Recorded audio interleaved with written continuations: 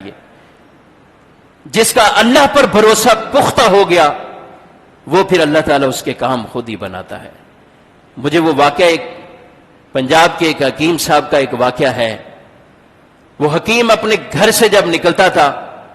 تو اپنی بیوی سے کہتا تھا کہ آج دن بھر میں جتنی چیزیں تمہیں چاہیے درکار ہو وہ لکھ کر دے دو،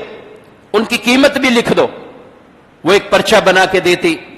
وہ اپنے مطلب اپنے دواخانہ پہ پہنچتا اور پہنچنے کے بعد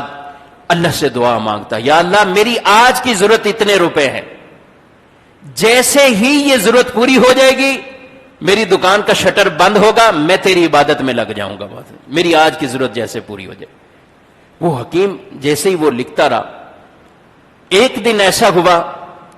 کہ اس نے آ کر اپنی دواخانہ پہ جب پرچی کو کھولا تو اس کا سر چکرا کر رہ گیا، وہ گھوم گیا بالکل، کیونکہ اس کی دیگر مرچ مثالوں کے ساتھ ساتھ آگے پرچی پر یہ لکھا ہوا تھا کہ بیٹی کے جہیز کا انتظام۔ پہلے تو بڑا چکرا گیا کہ کیا ہوگا،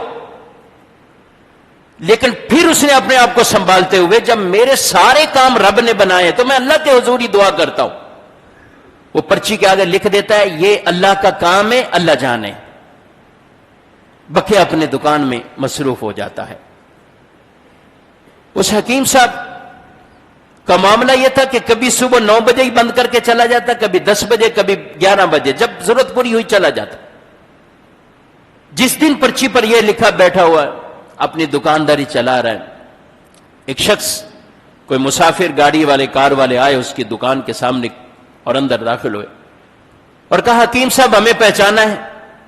اور آپ کیسے پہچانیں گے، کیونکہ 15-16 سال پہلے کی بات ہے، ہم یہاں سے گزرتے ہوئے کراچی کی طرف جا رہے تھے تو ہماری گاڑی یہاں پہ پنچر ہوئی تھی، میں وہاں دھوپ میں کھڑا ہوا تھا، آپ نے مجھے اشارہ کیا کہ آپ دکان کے اندر بیٹھ جائیں آ کر، میں دکان میں آ کر آپ کی بیٹھ گیا۔ میرا ڈرائیور پنچر لگا رہا تھا، وہ لگانے کے بعد جیسے میں دکان میں آیا تو میرے دل میں آیا کہ میں یہاں بیٹھا ہوں، آپ کو بوجھ محسوس نہ ہو،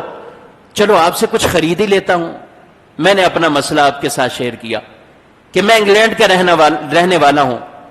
پاکستان میں میرے رشتہ دار عزیز کچھ فیملی ہیں، ان سے ملاقات کے لیے میں یہاں آیا ہوں۔ میرا معاملہ یہ ہے کہ مجھے 10 سال سے اولاد نہیں ہے ہمارے ہاں، اور میں نے بہت دوائیاں علاج کیا، میں مایوس ہو چکا ہوں۔ حکیم صاحب کہنے لگے اللہ سے معافی مانگو، توبہ کرو، مایوسی نہ اختیار کرو۔ دوائی بنائی، پوڑیاں کچھ بنا کر حکیم صاحب نے اس کی اور اس کی زوجہ کے لیے دوائی اس کے ہاتھ میں تھما دی۔ کہا میں نے پوچھا کتنے پیسے ہو گئے، تو آپ نے آگے سے جواب دیا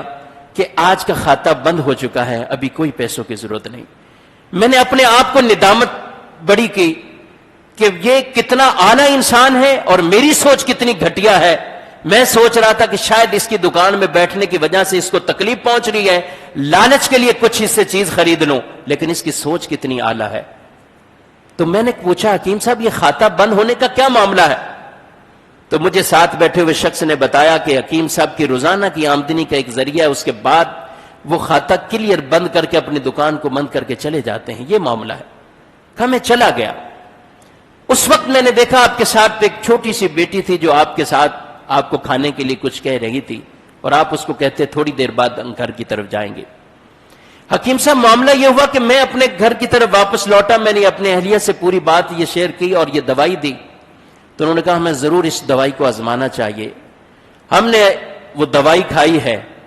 اللہ تعالیٰ نے مجھے ایک نہیں 3 بیٹے عطا فرمائے ہیں، 3 بچے ہوئے ہیں میرے، اور ہم سب باہر رہتے ہیں۔ میری ایک بیوہ بھانجی تھی، اس بیوہ بھانجی کی شادی کے لیے ہم انگلینڈ سے یہاں سفر کر کے آئے۔ جب ہم یہاں اس کی شادی کی پوری تیاری میں مشغول رہے، اس کا جہیز بنایا، سب سامان بنایا، سب کچھ تیاری کر لی گئے، لیکن اچانک شادی سے ابھی ہی 1 ہفتہ قبل اس بانجی کی ایسی طبیعت خراب ہوئی کہ وہ دنیا سے رخصت ہو گئی ہے، وہ فوت ہو چکی ہے۔ ہم بڑے پریشان ہوئے، ساری خریداری کرنے کے بعد اب بھاجی کا انتقال ہو گیا، تو میری اہلیہ نے اور مجھے مشورہ دیا کہ یہ سارا سامان ہمارے پاس موجود ہے، کیوں نہ ہو کہ ہم اسی حکیم صاحب کے پاس چلے جائیں جن کے 15 سال پہلے ہم دوائی لینے گئے تھے، آج ان کی بیٹی اس عمر کو پہنچ چکی ہوگی کہ وہ شادی والی عمر ہوگی ہو، تو یہ سارا سامان جہیز وغیرہ سب ہم حکیم صاحب کو دے کر آ جائیں اور ان کا شکریہ بھی ادا کر دیں۔ کہا ہم 2-3 دن سے آپ کی دکان کے چکر لگا رہے لیکن اس کا شٹر ہم نے بند ہی دیکھا، کسی نے بتایا ملنا ہے تو صبح 8 بجے 9 بجے ہی آپ کو مل پائیں گے، آج ہم اسی وقت کے لیے آئے ہیں، آپ نے نہ نہیں کرنی ہے، یہ میری طرف سے، آپ ہماری طرف سے یہ تحفہ آپ قبول کریں۔ حکیم صاحب کی آنکھوں سے آنسو جاری ہوئے اور وہ پرچی نکال کر وہ دکھا رہے ہیں کہ آج ہی میری بیوی نے مجھے یہ لکھ کر دیا ہے کہ جہیز کے سامان کا کچھ کرو، میں نے اس کے سامنے لکھا ہے اللہ کا کام ہے، اللہ ہی کام پورے جو ہے وہ انجام دے گا، لیکن دیکھیں میں دکان سے اٹھا نہیں ہوں، اللہ تعالیٰ نے میری بیٹی کے جہیز کا یہ انتظام کر کے دے دیا۔ یہ اللہ یا رسول، میرے بھائیوں یہ واقعہ تو ایک واقعہ ہے اور حقیقت ہے، یہ حقیقی واقعہ ہے، لیکن یہ ہمیں ایک حکیم کتنا بڑا توکل کا درس عطا فرما گی، کتنا بڑا توکل کا، اللہ پہ بھروسہ ہو، اہتمام ہو اور اللہ سے ہی لو لگائی جائے، اللہ سے مانگا جائے، اللہ کی اطاعت اور فرمانبرداری والے کام کرتے رہے،